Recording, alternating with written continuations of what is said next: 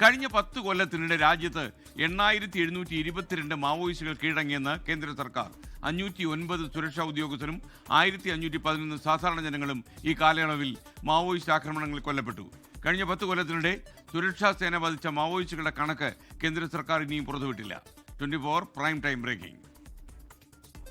രാജ്യത്ത് മാവോയിസ്റ്റ് സാന്നിധ്യമുള്ളത് കേരളം ഉൾപ്പെടെ 10 സംസ്ഥാനങ്ങളിൽ.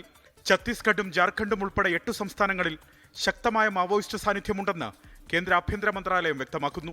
10 വർഷത്തിനിടെ ഏറ്റവും കൂടുതൽ മാവോയിസ്റ്റുകൾ കീഴടങ്ങിയതും സുരക്ഷാ ജീവനക്കാരും ജനങ്ങളും കൊല്ലപ്പെട്ടതും ഛത്തീസ്ഗഡിലാണ്. 6193 മാവോയിസ്റ്റുകൾ കീഴടങ്ങി. 381 സുരക്ഷാ ജീവനക്കാരും 748 സാധാരണ ജനങ്ങളും ഛത്തീസ്ഗഡിൽ മാവോയിസ്റ്റ് ആക്രമണത്തിൽ കൊല്ലപ്പെട്ടു. ജാർഖണ്ഡിൽ 257 മാവോയിസ്റ്റുകൾ കീഴടങ്ങിയപ്പോൾ 60 പട്ടാളക്കാരും 373 സാധാരണക്കാരും കൊല്ലപ്പെട്ടു. മഹാരാഷ്ട്രയിൽ 305 മാവോയിസ്റ്റുകൾ കീഴടങ്ങിയപ്പോൾ 28 സുരക്ഷാ ജീവനക്കാരും 111 സാധാരണ ജനങ്ങളും കൊല്ലപ്പെട്ടു.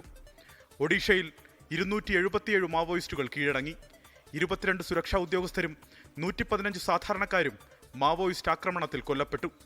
തെലങ്കാനയിൽ 770 മാവോയിസ്റ്റുകൾ കീഴടങ്ങി. ഒരു സുരക്ഷാ ജീവനക്കാരനും 15 ആളുകളും കൊല്ലപ്പെട്ടു. ആന്ധ്രാപ്രദേശിൽ 755 മാവോയിസ്റ്റുകൾ കീഴടങ്ങിയപ്പോൾ 35 സാധാരണക്കാർക്കും ഒരു സുരക്ഷാ ജീവനക്കാരനും ജീവൻ നഷ്ടമായി. 2017ലും 2021ലുമായി കേരളത്തിലും 2 മാവോയിസ്റ്റുകൾ കീഴടങ്ങിയിട്ടുണ്ട്.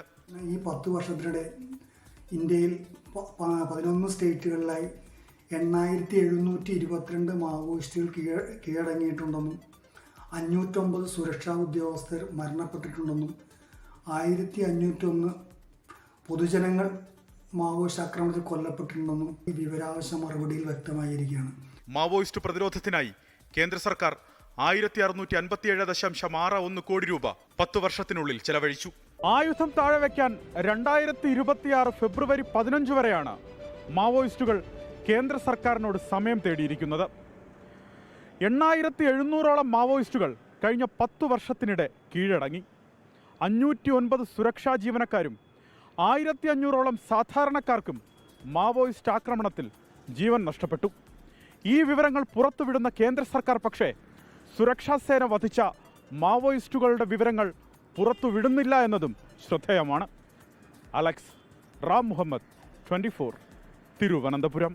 ലോകത്തെവിടെയായാലും ഏത് സമയത്തും 24 വാർത്തകളും ഓഗ്മെന്റഡ് റിയാലിറ്റി പാക്കേജുകളും എക്സ്പ്ലെയിനറുകളും വിശദമായി കാണാൻ ഞങ്ങളുടെ യൂട്യൂബ് ചാനൽ നിങ്ങൾക്ക് സബ്സ്ക്രൈബ് ചെയ്യാം.